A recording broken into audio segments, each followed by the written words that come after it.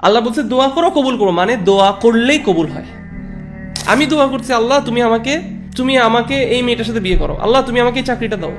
আমি মনে করতেছি আমার জন্য এই মেয়েটার সাথে বিয়ে করাটা ভালো, আমার এই চাকরিটা পাওয়া ভালো, লেকিন আল্লাহ ভালো জানে আমার জন্য কোনটা ভালো কোনটা ভালো না। আল্লাহ প্রমিস করতেছে যে দোয়ার রেসপন্স হচ্ছে অ্যাকসেপ্টেন্স। এই আয়াতটা পড়ে ওয়াকালা রব্বুকুম উদউনি আস্তাজিব লাকুম, আল্লাহ বলছে দোয়া করো কবুল করো, মানে দোয়া করলেই কবুল হয়। এটা নীতি, আপনার জীবনে এটাকে নীতি বানায় ফেলেন। দোয়া করলেই দোয়া কবুল হবে, এটা আল্লাহর কথা। কিন্তু দোয়া কবুলের তিনটা সূরা আছে, তিনটা চেহারা আছে, তিন ভাবে দোয়া কবুল হয়। এক, আপনি যে দোয়াটা করছেন সেই দোয়াটা যা চাইছেন তা আপনি পাইছেন। অথবা দুই, আপনার এই দোয়া করার জন্য আপনার থেকে একটা কোনো বালা মুসিবত, মানে কোনো একটা হার্ম আপনার থেকে রিমুভ করা হলো।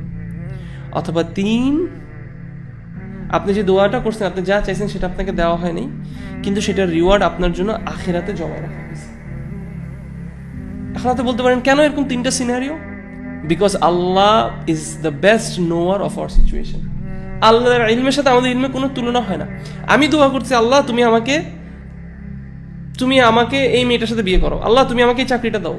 আমি মনে করতেছি আমার জন্য এই মেয়েটার সাথে বিয়ে করাটা ভালো, আমার এই চাকরিটা পাওয়া ভালো, লেকিন আল্লাহ ভালো জানে আমার জন্য কোনটা ভালো কোনটা ভালো না।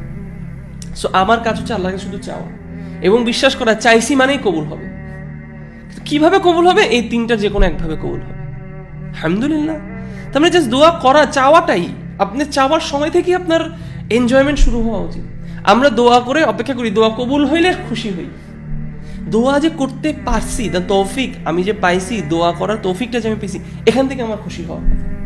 সুবহানাল্লাহ। এবং দোয়া থেকে দূরে থাকা ইজ অ্যারোগেন্স, এটা হচ্ছে অহংকার।